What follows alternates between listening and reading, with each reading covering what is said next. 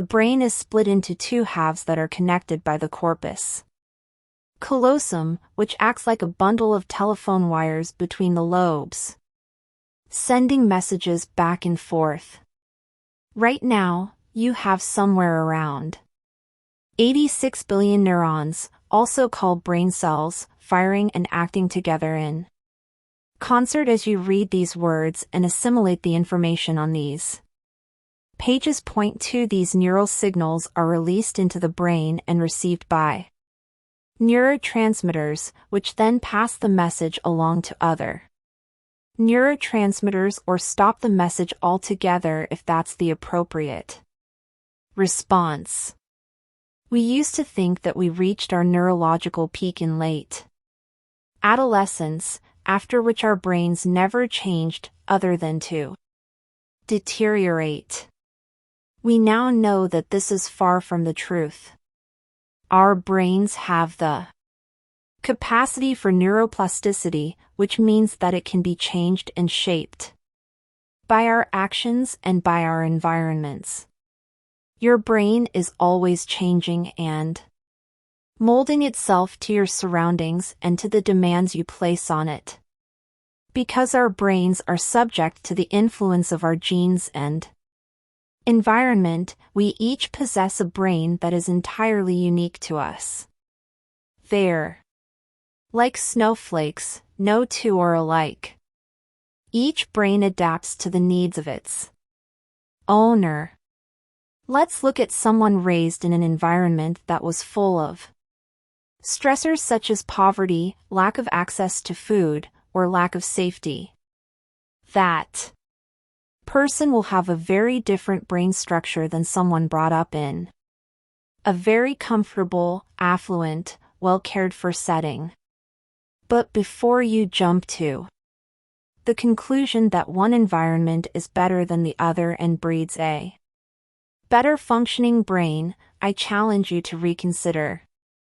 As I stated earlier, the brain is capable of being molded and shaped, meaning that at any point anyone can decide to change the way their brain functions. While it's easy to assume that the individual who grew up in a more stressful, unsupportive environment may not wind up reaching their full potential due to their brain's development under those circumstances, growing evidence suggests those people are able to thrive and reach new levels of success due to the mindset they are forced to develop in such a situation. Based on the number of successful people who overcame troubled upbringings, it may be that a difficult childhood or challenging upbringing breeds resilience among other attributes that lead to success. Understanding neuroplasticity. What can we learn from the brains of London taxicab drivers?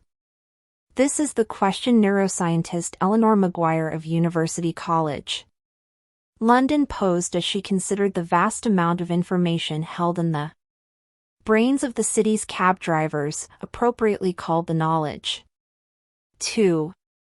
Earn their licenses, applicants traveled by moped through a specific section of the city, a 10-kilometer radius of Charing Cross Station, for 3-2.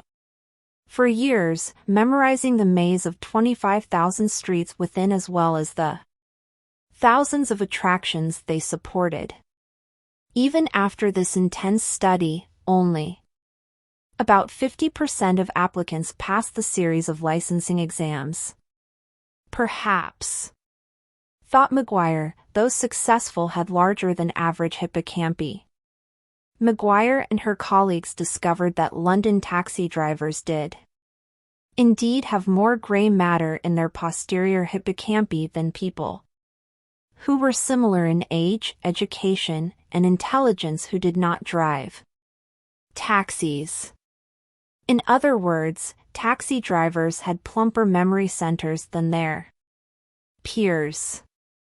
It seemed that the longer someone had been driving a taxi, the larger his hippocampus, as though the brain expanded to accommodate the cognitive demands of navigating London streets. 3. The London taxi cab study provides a compelling example of the brain's neuroplasticity, or ability to reorganize and transform itself as it is exposed to learning and new experiences. Having to constantly learn new routes in the city forced the taxi cab driver's brains to create new neural pathways. These pathways changed the structure and size of the brain, an amazing example of the limitless brain at work. Neuroplasticity, also referred to as brain plasticity, means that every time you learn something new, your brain makes a new synaptic connection. And each time this happens, your brain physically changes, it upgrades its hardware to reflect a new level of the mind. Neuroplasticity is dependent on the ability of our neurons to grow and make connections with other neurons in other parts of the brain. It works by making new connections and strengthening, or weakening, as the case may be. Old ties. Point 4. Our brain is malleable. We have the incredible ability to change its structure and organization over time by forming new neural pathways as we experience, learn something new, and adapt. Neuroplasticity helps explain how anything is possible. Researchers hold that all brains are flexible in that the complex webs of connected neurons can be rewired to form new connections. Sometimes, that means the brain compensates for something it has lost, as when one hemisphere learns to function for both. Just as there are people who have suffered strokes and have been able to rebuild and regain their brain functions, those that procrastinate, think excessive negative thoughts, or can't stop eating junk food may also rewire and change their behaviors and transform their lives. If learning is making new connections, then remembering is maintaining and sustaining those connections. When we struggle with memory or experience memory impairment, we are likely experiencing a disconnection between neurons. In learning, when you fail to remember something, view it as a failure to make a connection between what you've learned and what you already know, and with how you will use it in life. For example, if you feel that something you've learned is valuable in the moment, but that you'll never use it again, you are unlikely to create a memory of it. Similarly, if you learn something but have no higher reasoning as to why it's important to you or how it applies to your life or work, then it's likely that your brain will not retain the information. It's totally normal to have a memory lapse. We're human, not robots. But if we respond to this lapse in memory with the attitude that I have a bad memory, or I'm not smart enough to remember this, then we negatively affect our ability to learn and grow. In other words, the belief we might develop in response to forgetting does far more damage than the lapse in memory. That kind of self-talk reinforces a limiting belief rather than acknowledging the mistake and reacquiring the information. What does this mean for learning? Plasticity means that you can mold and shape your brain to suit your desires. That's something like your memory is trainable when you know how to help your brain receive, encode, process, and consolidate information. It means that with a few simple changes to something like your environment, your food, or your exercise, you can dramatically change the way your brain functions. I will share these energy tips in detail in Chapter 8. Here's the bottom line: plasticity means that you're learning, and indeed Your life is not fixed. You can be, do, have, and share anything when you optimize and rewire your brain. There are no limitations when you align and apply the right mindset, motivation, and methods. Your second brain. My students tell me after they learn about the vastness of their brain, they have a whole new sense of worth, that their self-esteem grows overnight. Here's more good news: you are not limited to just one brain, you have a second, your gut. Have you ever had a gut feeling? That moment when you just knew? If you've ever gone with your gut to make a decision or felt butterflies in your stomach, did you ever wonder why that was? Hidden in the walls of the digestive system, this brain in your gut is revolutionizing medicine's understanding of the links between digestion, mood, health, and even the way you think. Scientists call this little brain the enteric nervous system, ENS. And it's not so little. The ENS is two thin layers of more than 100 million nerve cells lining your gastrointestinal tract from esophagus to rectum. Science is only beginning to understand the brain-gut axis and how it affects our brains, our moods, and our behavior. You may hear it referred to as the brain-gut connection. In the last decade, we've discovered that the gut has an outsized effect on the way our brains function. One can liken it to the way a tree functions. The roots in the ground are drawing up vital nutrients and water from the soil, as well as communicating with other plants. Those nutrients are then brought up into the body of the tree, fortifying and building the trunk and giving the tree what it needs to sprout new leaves each spring, which in turn gather light, another energy source. In the same way, the nutrients we take in are absorbed through our intestines. We rely on those nutrients to fuel our brains. While our brains take up very little of our total body weight, they use 20% of the energy we take in, so nutrients make a huge difference in the way our brains function on a day-to-day basis. The gut is lined with more than 100 million nerve cells, and it makes up part of the ENS. When a baby grows in the womb, the ENS and the CNS develop from the same tissue and remain connected via the vagus nerve. In many ways, the two systems mirror each other in structure. They also both use many of the same neurotransmitters to function, including serotonin, dopamine, and acetylcholine. As with CNS, we used to believe that we are each born with a certain amount of cells, and that's it. But like the brain, we now know the ENS makes new neurons throughout adulthood and can be repaired when damaged. 5.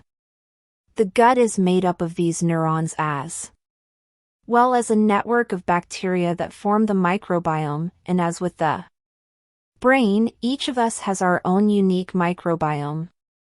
What's more, these nerve cells operate through startlingly similar pathways as the brain. In 2010, neuroscientist Diego Bojorquez of Duke University discovered that the enteroendocrine cells of the gut had foot-like protrusions that resembled the synapses that neurons use to communicate. This caused Bojorquez to wonder if these cells could talk to the brain, using signals similar to the way neurons do. He hypothesized that if this were happening, they would have to be using the vagus nerve, which connects the gut and the brain stem. 6. After further testing, they discovered That the cells do in fact use the vagus nerve to take up messages and send them to the brain faster than could be done via the bloodstream. Team effort. The connection between the brain and the gut is still being explored, but it seems that they function in very similar ways and that they function in tandem.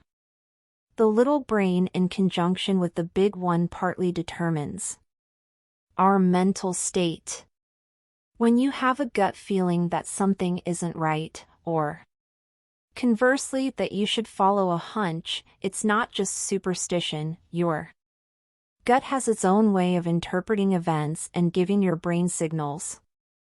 Furthermore, when you feed your gut with subpar food, you're also feeding your brain with subpar fuel. Right now, your gut is digesting the food you just ate and sending that fuel to your brain. At the same time, a part of your brain is taking in the feel of the pages under your fingertips, or your e-reader, if that's your preference, sensing the comfort of the chair supporting you, and monitoring the environment around you to make sure you're safe. Another part of your brain is taking in the smells of the environment, maybe coffee, or perfume, or the scent of the book's pages. Another part of your brain is absorbing the word symbols on the page of this book and turning them into meaning, which is then processed and stored in short-term memory, where it will then be sent to long-term memory, under the right conditions, which we'll get to in a moment. All of this is to say that you have the ultimate superpower between your ears. You also have the ability to hone that superpower and make it greater, or to let it falter and decay.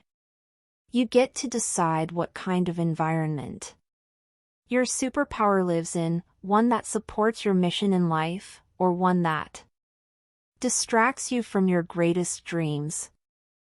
The elusive obvious. Given that we have this tremendous power of our minds available to us, why are we struggling? If your brain is indeed so magnificent, why are overload, distraction, forgetfulness, and feelings of inadequacy affecting us so much? How do we reconcile the fact that we have so much potential but have days where we can't remember a simple name or think our way out of a paper bag? The answer is so simple, it's almost the elusive obvious. We were not taught how. Give a person an idea, and you enrich their day. Teach a person how to learn, and they can enrich their entire life. School is a great place to learn. There, we're taught what to learn, what to think, and what to remember. But there are few, if any, classes on how to learn, how to think, and how to remember. In his seminal book on education, Creative Schools, Sir Ken Robinson says, "One of my deepest concerns is that while education systems around the world are being reformed, many of these reforms are being driven by political and commercial interests that misunderstand how real people learn and how great schools actually work.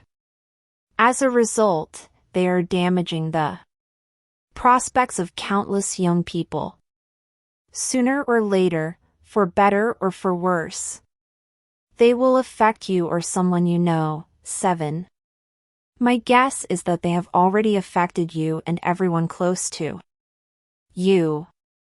As you already know, my own experience with the education system was a complicated one, and I acknowledge that my circumstances were unusual. In reality, though, even if I'd never had that fateful head trauma in kindergarten, I would probably have gotten much less out of my school education than was ideal. That's because very few schools anywhere in the world have incorporated learning how to learn into their curriculums. They'll fill us with information.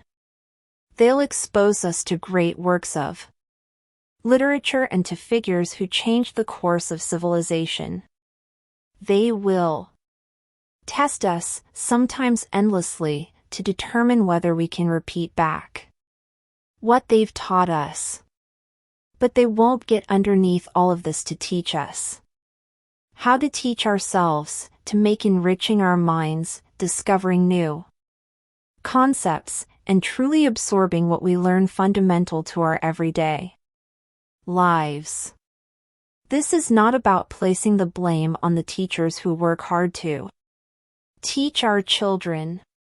In my opinion, teachers are some of the most caring, compassionate, and capable human beings in our society. In fact, my mother became a teacher after my brain injury because I was struggling so much and she wanted to help me and others like me. The problem lies in the outdated system in which teachers work. If Rip Van Winkle woke up from decades of slumber, the only thing he would recognize today are classrooms, because they have evolved so little. Education hasn't changed enough to prepare us for the world we live in today. In an era of autonomously driven electric cars and vehicles capable of taking us to Mars, our education system is the equivalent of a horse and carriage. And then there's the matter that how we earn our livings is changing profoundly and increasingly rapidly.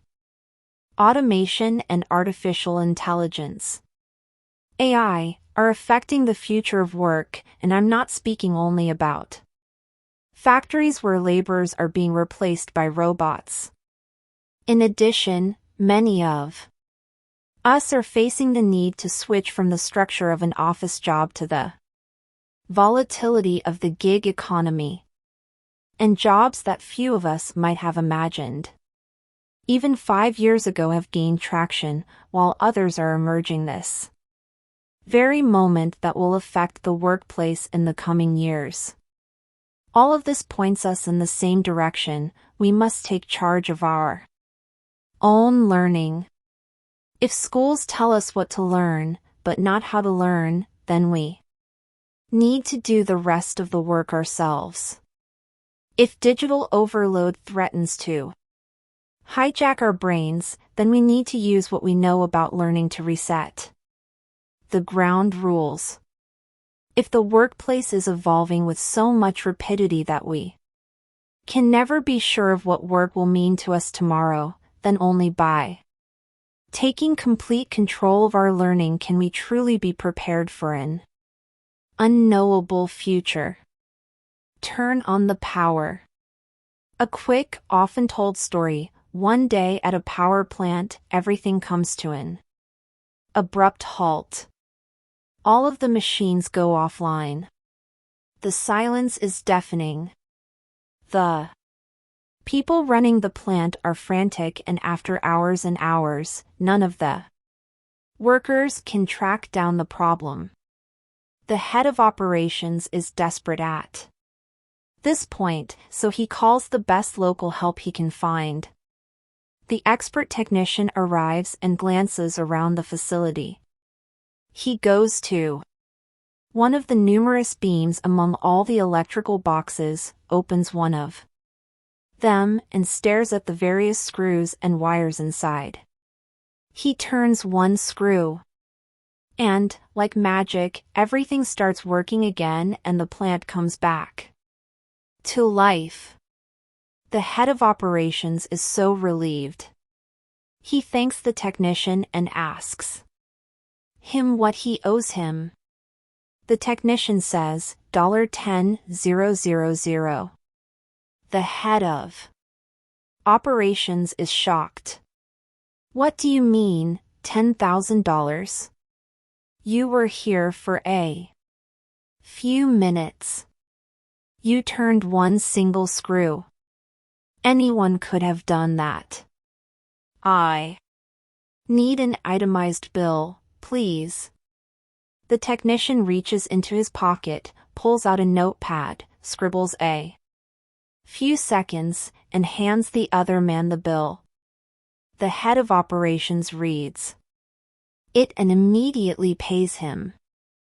The bill read, turning screw, $1. Knowing which screw to turn, $9,999. What's the lesson of the story? It's not that you have a screw loose. The story illustrates two things. The first is how much added value a limitless mind can offer you and others. We've entered an expert economy in which brain power trumps brute strength, where what you have between your ears is your greatest wealth-creating asset. There are those who know and those who don't know. And that applied knowledge is not just power, it's profit. Your ability to think, solve problems, make the right decisions, create, innovate, and imagine is how we add value. The faster you can learn, the faster you can earn. And that takes us to the second lesson. That one screw made all the difference. I've mentored and coached some amazing minds, and you don't have to be a genius to see that genius leaves clues. One of those patterns is that elite mental performers filter and focus for those handful of screws that make all the difference and turn everything else on. This book is filled with many of the behaviors, tools, and strategies I've discovered to give you the maximum results and rewards for your effort. The world is throwing more challenges at you than ever before, and there's every indication that those challenges will continue to increase. At the same time, there is more to be gained from having a finely tuned brain than ever before, and you know now that you have more than enough potential to meet any challenge. But it's going to require taking control of your learning. It may seem as if it would take superhuman capabilities to keep up with the demands of our current reality. But you already have a hidden superpower, your brain. You may not be able to shoot webs from your hands, but you have something far better than neural webs in your head. That superpower plant of a network between your ears is your greatest gift and greatest advantage. All we have to do is upgrade your brain the same way you upgrade your phone. How do you install new software into your brain? One of my favorite ways is what you're doing right now.